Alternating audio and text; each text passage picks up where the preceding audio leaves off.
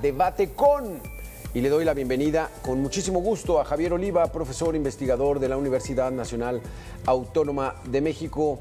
Profesor, maestro, ¿cómo estás, Javier? Qué gusto saludarte. ¿Qué tal, Alberto? Gusto saludarte. Muchas gracias por invitarme a tratar estos temas tan complejos y tan difíciles. ¿Qué complejidad en este asunto, Javier?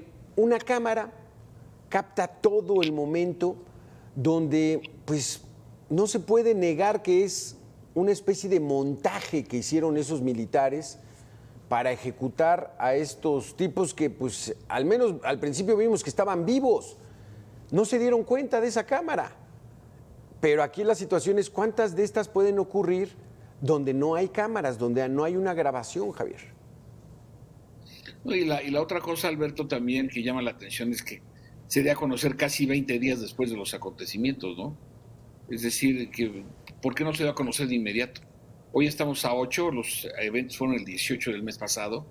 Hoy estamos cumpliendo 20 días de que hubiera sido grabada esa escena. ¿Y por qué hasta ahora? Y luego, ¿por qué por un medio de comunicación español? Digo, yo no tengo nada de malo, puede ser español o estadounidense, ¿por qué no uno mexicano? Es decir, hay una serie de cuestiones que hay que analizar al detalle. Yo, desde luego, coincido plenamente contigo que pueden ser los peores delincuentes despiadados, los más crueles, pero pues no se puede aplicar la ley violando el derecho, ¿no? Entonces, sí me parece que hay algunas otras incógnitas que están rodeando a este caso. No he estado preparada para esta oportunidad, Alberto, nuevamente gracias.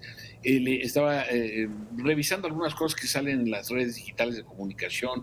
Algunos hablan claramente de una manipulación de las imágenes del propio video. En fin, hay una... a mí me parece que aquí el gran error es por parte de la Presidencia de la República o la Secretaría de Gobernación de no informar de manera oportuna y precisa frente a estos acontecimientos, porque sabemos que salvo situaciones específicamente encomendadas por el Poder Ejecutivo, las Fuerzas Armadas...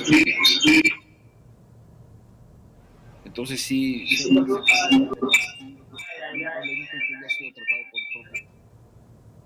en 2 de sus entrevistas matutinas. Sí, ahí se nos está metiendo un audio, no sé si es el de propio Roberto Villanueva. Javier Oliva, vamos a continuar con este tema, estamos haciendo unos ajustes técnicos, no te vayas, te pedimos que te quedes 2 minutitos y regresamos.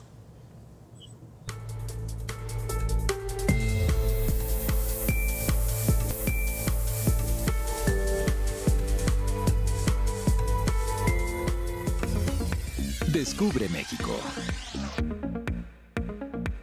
Pueblos mágicos. Nueva integrante del Movimiento por la Paz con Justicia, Dignidad y Defensa de Derechos Humanos de las Víctimas. Gracias, Roberto. No escuchamos. A ver tu micrófono. Ya. Buenas tardes, ahí estás. A todas y todos. Buenas tardes, Alberto. Buenas tardes, Javier. Muchas gracias por esta invitación.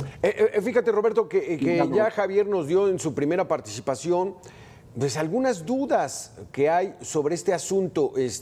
¿Quién grabó el video? ¿Por qué se dio a conocer después de 20 días? ¿Por qué lo dio a conocer El País de España y Univisión de Estados Unidos? ¿Qué fue lo que verdaderamente ocurrió? ¿Cuál es tu primera impresión de este asunto de Nuevo Laredo, Tamaulipas?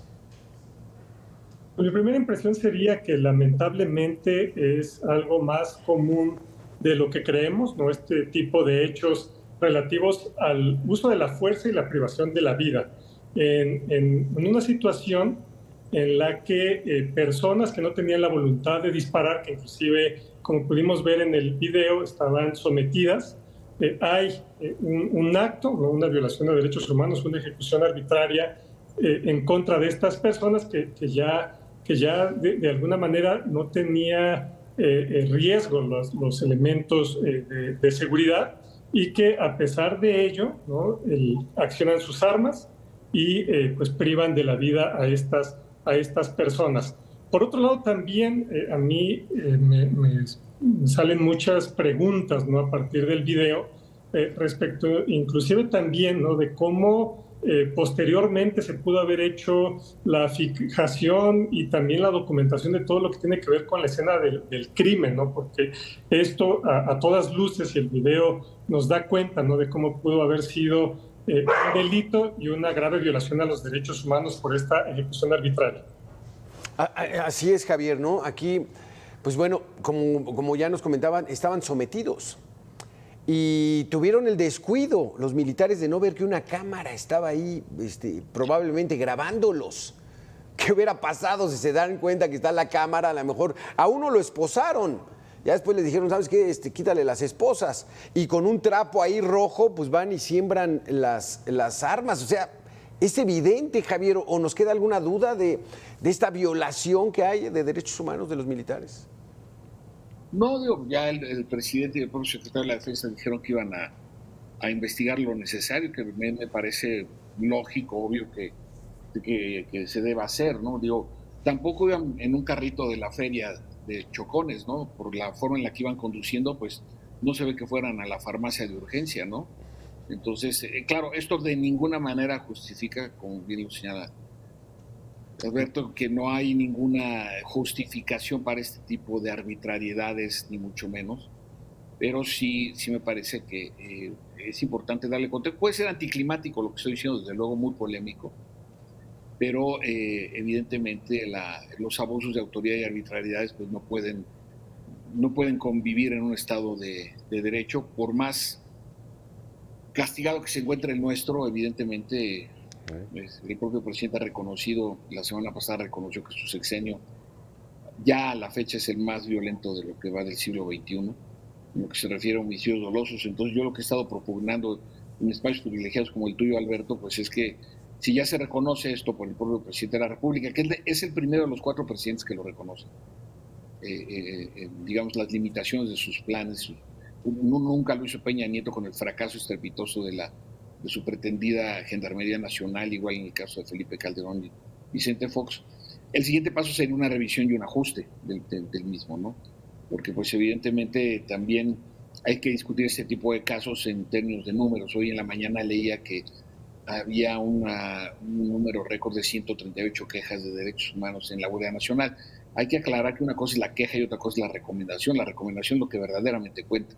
Es decir, cuando ya se abre una investigación formal por abuso de en este caso, algún integrante de la Guardia Nacional sobre una ciudadana o ciudadano, ¿no? Entonces sí, es importante hablar con este sentido de precisión, porque si no, de lo contrario, sí me parece, lo digo como un ejercicio de autocrítica, que puedo caer en las generalizaciones, ¿no? Entonces sí es importante señalarlo con toda precisión. Insisto, puede ser anticlimático lo que estoy diciendo, pero yo prefiero discutir con números oficiales que con consignas, ¿no?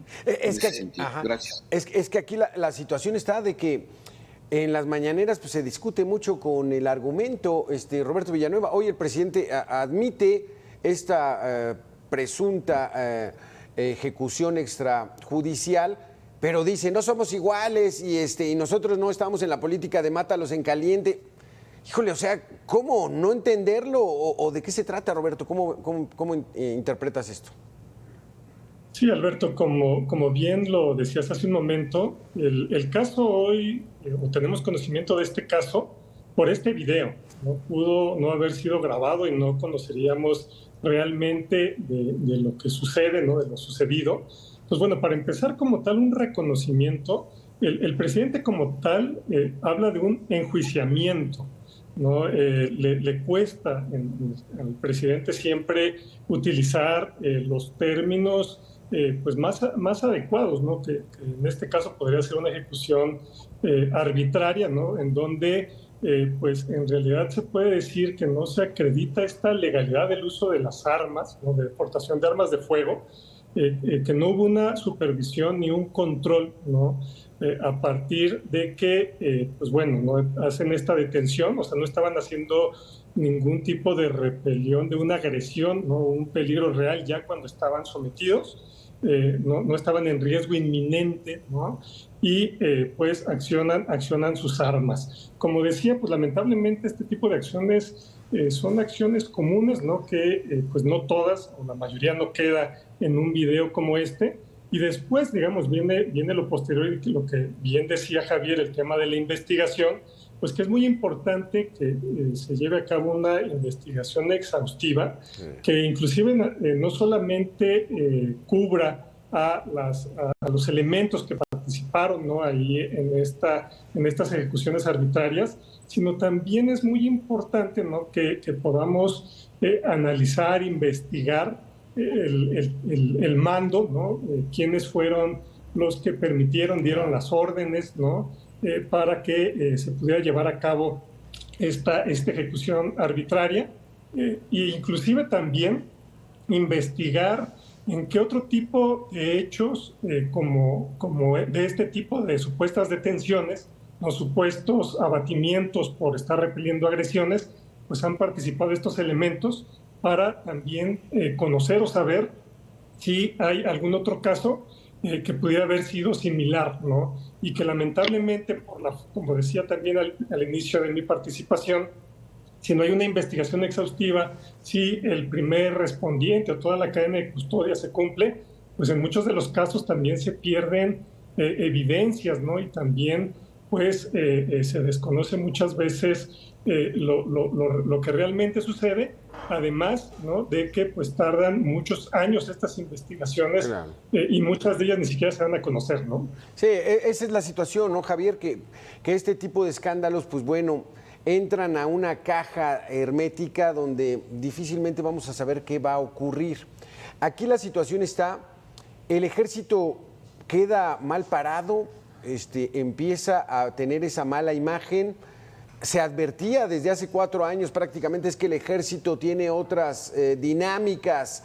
¿Estamos cayendo en esa situación? ¿O también hay que entender a estos elementos que están enfrentando a bandas criminales que son verdaderamente atroces?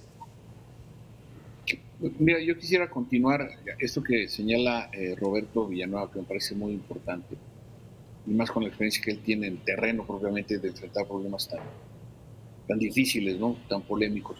Mira, la semana antepasada se entregó por parte del Gabinete de Seguridad el primer informe semestral de acuerdo al nuevo marco jurídico de la participación de las Fuerzas Armadas en labores de apoyo para la implantación de la Guardia Nacional. Si nosotros sumamos a los integrantes operativos de la Guardia Nacional, más los elementos de la Armada de México, más los elementos del Ejército Mexicano, estamos teniendo alrededor de 170,000 personas armadas por todo el país.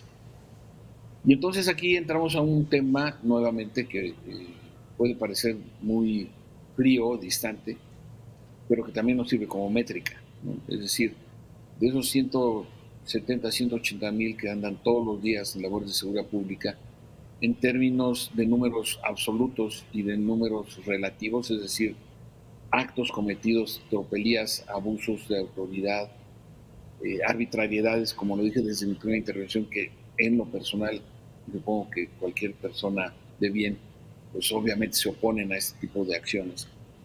¿Y cuántas operaciones se hacen al día? Entonces yo, cuando todavía nos permitían consultar al INAI para mis investigaciones, pues yo cito números de consultas que hago al instituto, y por lo menos durante el sexenio pasado se realizaban alrededor de entre 25 y 40 operaciones diarias. Y si tú multiplicabas por todo el sexenio, hablábamos de poco más de 350,000 operaciones, que de estas probablemente unas 5 o 10 habían sido resultado traumáticas. Por ejemplo, el asesinato de los estudiantes en el TEC de Monterrey, allá en la capital del estado de Nuevo León. Entonces, es muy difícil plantearlo, Alberto, así, pero también cuando hablo con público abierto, como es en este caso tu privilegiado espacio, ¿cuántas veces hemos visto que en las avenidas de las principales ciudades un automovilista mata a otro de un balazo en la cabeza por un cerrón? Estos delincuentes salen a matar, salen a violar, salen a disolver cadáveres en ácido, salen a secuestrar, a extorsionar. Entonces, evidentemente, cuando les disparan a los soldados, les tiran a matar, ¿no? Es decir, no hacen tiros de advertencia, como tiene que hacer el personal militar.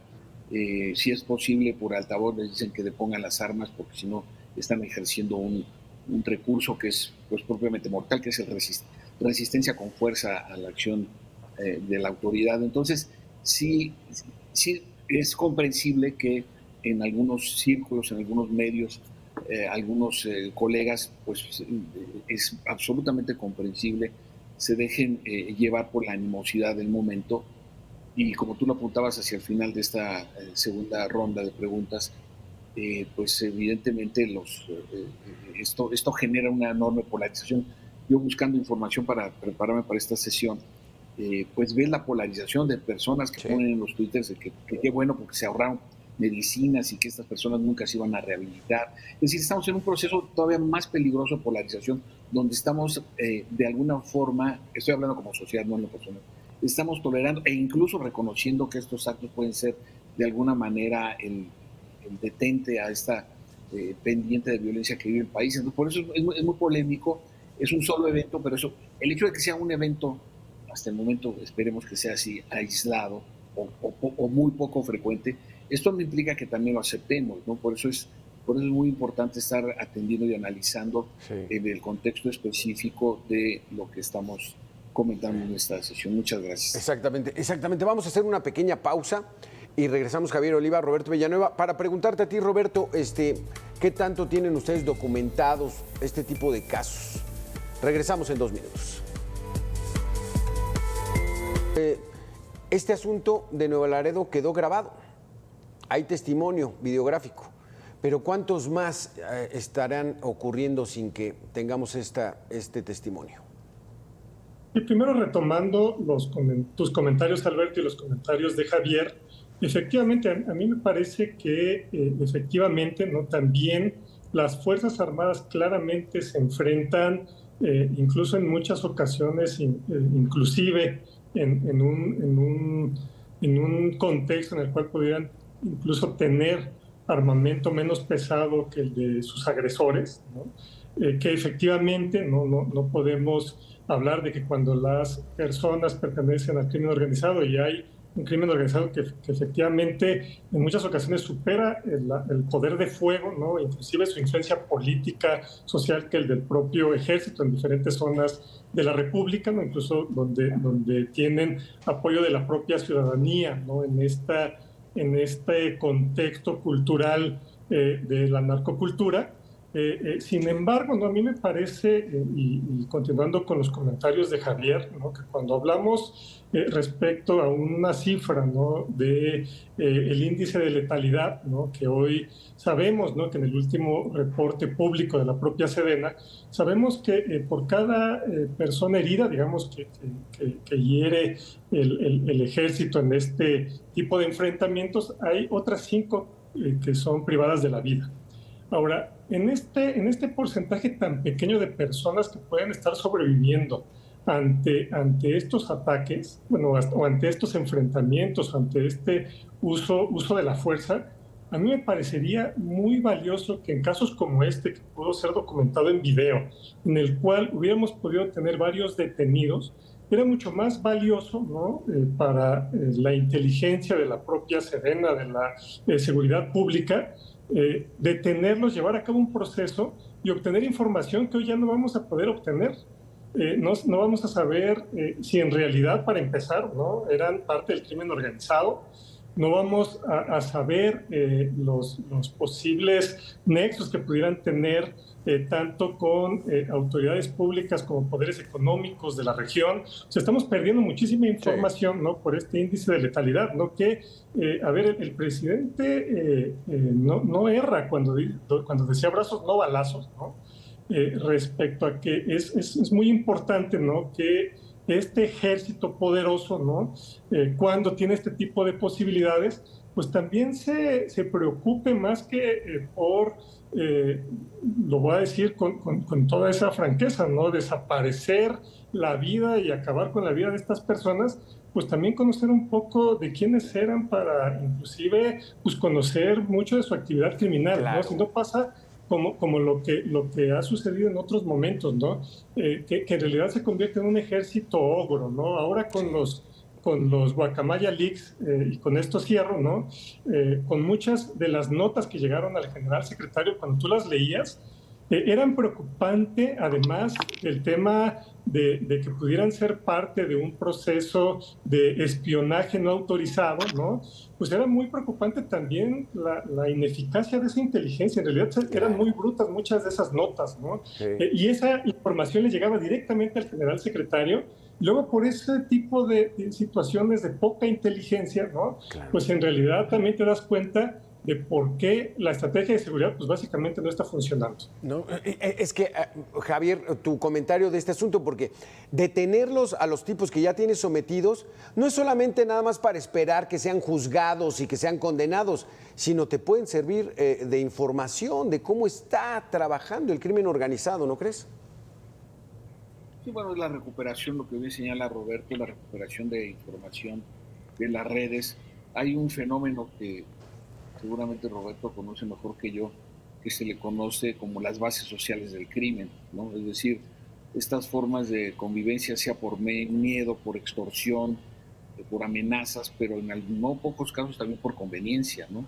Hemos visto como casos lamentabilísimos, si utilizo el superlativo, cuando la policía de la Ciudad de México va a detener a algún peligroso delincuente, por ejemplo a Tepito, por esas zonas, y salen puñados de personas, niños, mujeres, ancianos, hacerle frente a la acción judicial y apoyada por la policía de la Ciudad de México, que está haciendo un buen trabajo, también hay que decirlo, y salen a defender a estos delincuentes, ¿no? Entonces, no es de extrañar que en varias partes del país, en regiones claramente identificadas en Tierra Caliente, en Triángulo Dorado, por supuesto en lo que se conoce como la frontera entre Tamaulipas y Texas, bueno, donde hay una convivencia entre sociedad y crimen organizado en ambos lados de las fronteras desde hace generaciones, ¿no? Con eso no, explicar no quiere decir justificar, pero sí lo que intento de manera muy sencilla es tratar de aportar elementos de análisis y ver el grado de complejidad, Alberto, al que nos estamos enfrentando, porque pues yo insisto, son datos del Secretario Ejecutivo del Sistema Nacional de Seguridad Pública, que según los expertos en actuaría y en estadística, yo no lo soy, trae un subregistro del 20%, es decir, una quinta parte de delitos que no son denunciados y que habría que sumarlos a los ya de por sí índices de récord negativo, es decir, que han superado todas las marcas desde que se llevan a cabo los delitos de alto impacto en este país. Entonces, este video me parece que es la concreción visual de todo este ambiente, ¿no? Donde si está funcionando o no los sistemas de reclusión, por ejemplo. Los sistemas de reclusión sirven para reinsertar, sirven para purgar penas, salen con otra actitud los delincuentes que han pagado con cárcel sus fechorías o no, porque aquí en la Ciudad de México está demostrado que desde los centros y reclusorios de la Ciudad de México es donde sale la mayor parte de llamadas de extorsiones y de secuestros virtuales, ¿no? Entonces, sí me parece que lo que estamos viendo en la transmisión de esta mesa, muchas gracias otra vez por la invitación, es una muestra del grado de dificultad que venimos enfrentando desde hace años. Sí, gracias, que ya llevamos décadas, Javier. Mira, la impunidad explica por qué los militares están cometiendo este tipo de ejecuciones sumarias, extrajudiciales, como la ocurrida en Nuevo Laredo. Así lo asegura Emilio Álvarez y Casa, senador del Grupo Plural, en entrevista aquí con Mega Noticias. Escuchemos. No sé qué operativo haya en Nuevo Laredo, si es el comandante, si es la línea de mando, si es la instrucción, pero claramente la impunidad permite que pasen estas cosas. Este tipo de abusos se cometen porque se sienten impunes, se cometen porque se sienten protegidos. Y el tipo y cantidad de masacres que han cometido servidores públicos, en particular del Ejército y de la Marina, son de preocupación.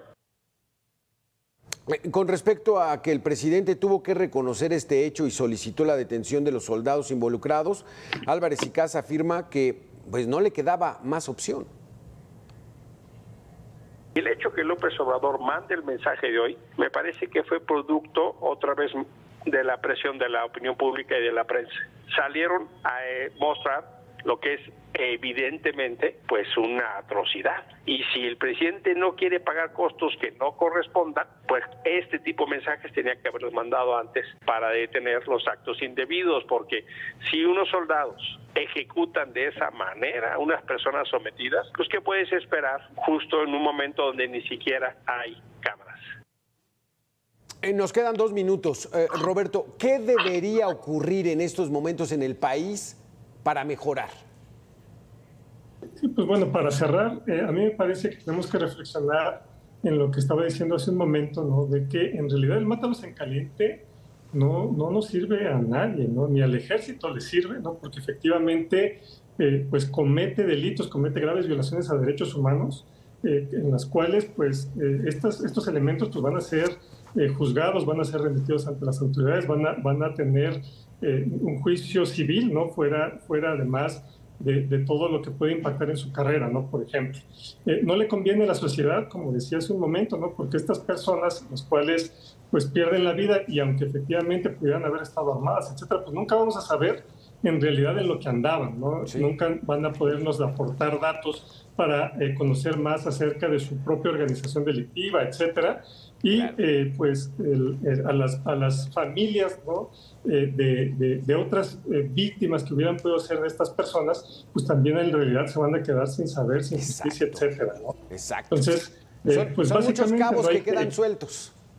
Exacto, no hay que buscar que en estos actos haya legalidad, absoluta necesidad y proporcionalidad en el manejo de uso de armas. Javier Oliva, tienes 60 segundos.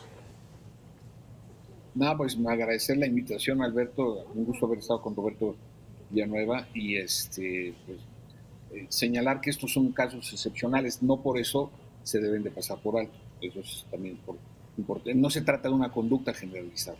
Esto es también muy importante señalarlo. Que hay que señalar casos excepcionales, lamentablemente excepcionales como estos, desde luego que hay que hacerlo y sancionarlos de acuerdo a lo que corresponde. Ese es mi comentario final.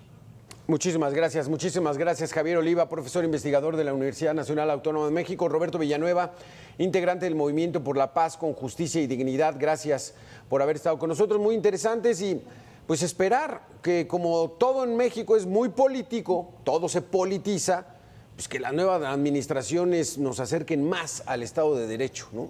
Porque vamos prácticamente en sentido contrario. Gracias a los dos por haber estado con nosotros. Muchas gracias. Hasta luego. Vamos a hacer una pequeña pausa, regresamos, estamos en Mega Noticias en 2 minutos.